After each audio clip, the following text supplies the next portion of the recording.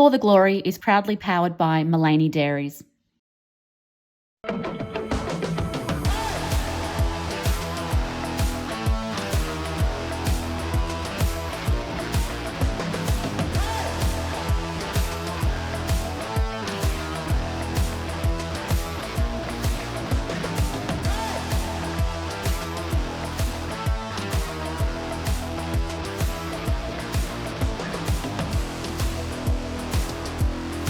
Hello and welcome back to another episode of For the Glory, an athlete empowerment production series brought to you by the Wattle Nest. My name is Rachel Condos Fields and I'm really excited to introduce you to some more of Australia's great sporting talent as we share their stories, celebrate their success and embrace the power of sport.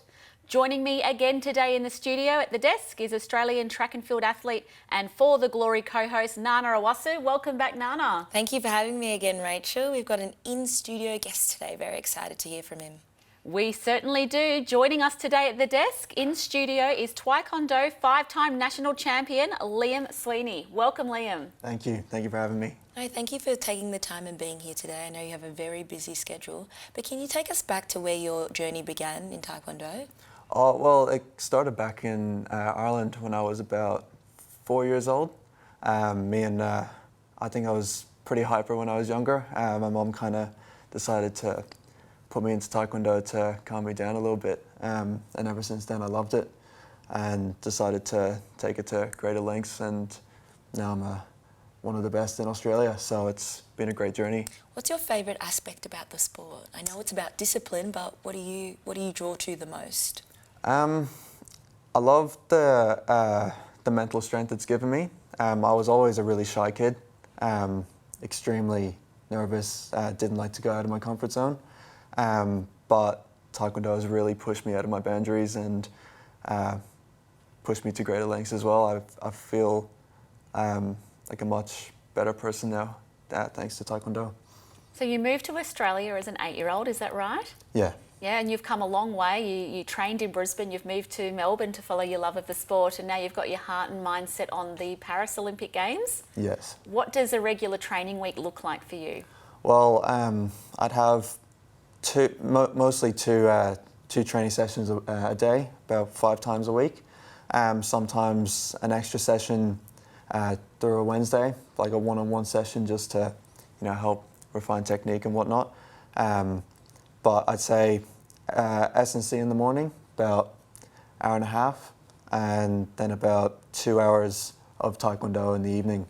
And just repeat that every single day, have the weekend off. How do you get quality training in when you're travelling so much and competing? Well, usually they make sure there's a gym around. And the training load really decreases, especially when athletes are cutting weight. Your energy isn't too good, especially with jet lag and everything following it. But we make sure there's a gym or at least just an open area where you can, run or kick or do something. And we do maybe one session a day and a bit of stretching then throughout the day as well, or massages from the physio or something to, help recover. It isn't too intense. The most intense training is the lead up to before you leave. So it's you're feeling fit, you're feeling good before it, and then it's kind of just a cool down before the competition. So yeah, I think that's. So I'm interested to understand, how do you bounce back quickly if you've had a fight that doesn't quite go your way, and also keen to understand if you've got any pre-game rituals that gets you hyped up and ready for the moment. That's probably the biggest problem we have, because Australia is so isolated from the rest of the world. We mostly fly over to Europe because there's a lot of back-to-back competitions each weekend. So there's a lot of pressure on the athletes to say, you go out, you've spent this money to go and travel overseas, and then you fight and you lose first fight, and you feel awful. You only have one other comp, and you kind of put everything on that comp, and sometimes you might lose the first fight again. And that's happened to me before, and it's not been a good feeling. But the only thing you can do is look back at it, you try and learn from it, and you try to come back better. Because there's not really much else you can do. Like Australia, it's a huge country, but it's so far away from everywhere else, so you can't really it's hard to travel around, especially with low cost. It's extremely expensive. And do you sleep on the plane? Oh, somewhat. Yeah, that's tough. Not too good. Do you find that Taekwondo athletes in Australia are at a disadvantage because you live so far away? Yeah, definitely. We have Korea, which is the founding sport of Taekwondo. We're actually really close to it, but they mostly only compete within themselves, within their own country, because it's like they're extremely competitive and there's tons of people in every division. They don't really need the rest of the world to get good. Whereas Australia, it's not the Taekwondo side isn't very competitive in Australia. So if you want to improve at an international level, you have to travel around the world. So I do feel like we are at a great disadvantage to compare to those in Europe who spend maybe like about $100 or so to travel to all these different countries, and we have to spend close to 5,000 just to get one comp in. And you're doing this multiple times a year. Yeah, it's a lot. Does that make it harder for you to qualify for the Olympics, or there's still avenues, even if you don't have the financial means, to get around to all the comps in Europe?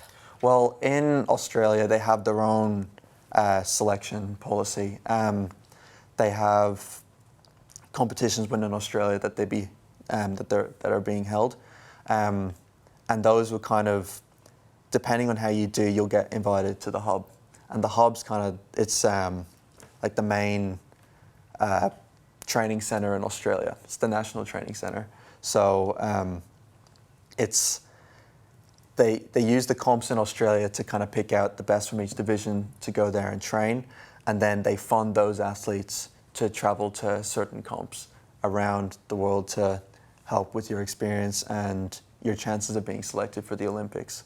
And there are some other international comps that are held within Australia. So like other countries would come to Australia to compete in. And I think that's also a real good way to help other Australians who aren't in the NPC to, potentially qualify or get a chance of representing their country. So being in the hub, would you say that is the main goal, to help you financially relieve stress going into competition? Definitely. It's a huge thing. Like every time you go overseas, like no matter what, like your family, they say, don't worry about it, like we'll cover it, you don't need to worry about it, but it's always in the back of your head. And if you don't perform as well as you think you should, it definitely weighs on you a lot. But hopefully in the future, we start getting more funding. It's kind of starting out, the NBC is still new, so the funding isn't, you don't get 100% funded. Depending on your categorization, you get a certain percentage of your costs paid for, that's the word. So the Wattle Nest was born to try and help mitigate some of these financial barriers our elite athletes face, and you're one of many stories we have heard that has really, highlighted the need for Australia to act and become part of this journey. If you were fortunate enough to secure some financial support, what would that do for you and what would that allow you to achieve? It would open up a lot of doors, definitely. It would definitely take a lot of the pressure off, potentially help me perform better. And just like little things as well, like such as living, not little, but it's like rent, because we're training full time. I'm also doing uni. You also have to have money to, pay for rent, groceries, other living costs, and the fact that like we don't get a wage at all for training full time, and it's the ways you can get money are very limited.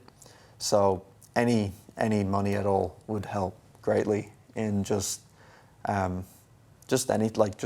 living in general, and helping me to travel and we have make the best of seen it. what you have achieved without the financial support and the financial backing, so we know that with a little bit of support and taking away some of that stress, you are destined for even bigger and better things.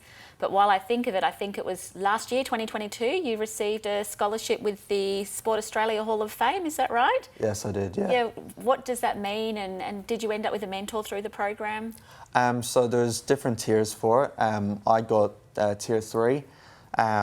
So I didn't get a mentor. I think tier 1 got mentors. But I think I got 5,000 in 5,000 in funding, which was extremely helpful, especially towards flights and like accommodation or any other extra costs that were involved in traveling.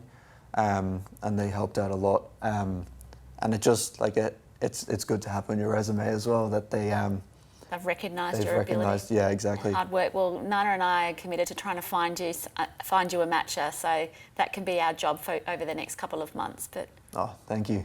You previously talked about how much travel you're going to be doing over the next couple of months and weeks. You're basically living out of a suitcase. How do you mentally prepare for that? I've been doing it for a long time, so it's like it's kind of weird almost staying in the one spot. Like it does get annoying, living out of a suitcase. It gets messy pretty quickly, but I have gotten pretty used to it. At the moment, we haven't been anywhere yet, and just staying in Australia for about 2-3 months, you're like, what's next? You're kind of getting bored.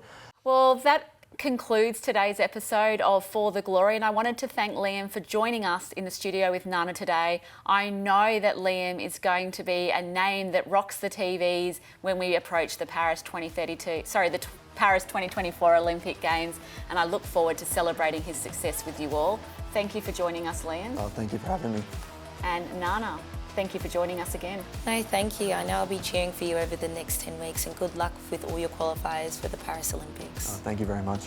So thank you everyone, that concludes the episode today, and be sure to tune in next time as we discuss and share more stories from the athlete world. Until next time.